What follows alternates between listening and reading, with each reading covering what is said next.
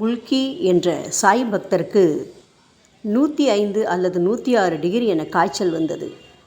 டாக்டர்கள் சிகிச்சை அளித்தும் பலன் தெரியவில்லை.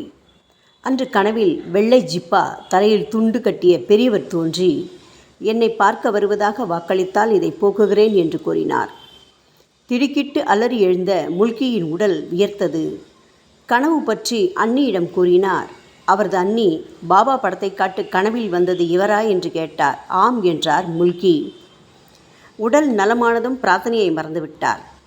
சில காலத்திற்கு பிறகு சிசரியன் பிரசவம் ஒன்றை பார்க்க வேண்டியிருந்தது.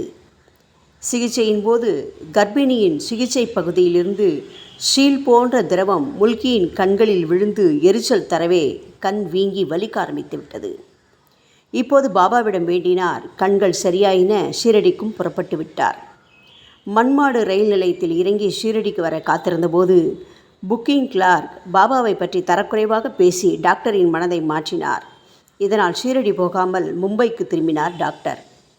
மறுமுறை ஷீரடிக்கு வந்து தவறுக்கு மன்னிப்பு கோரினார்.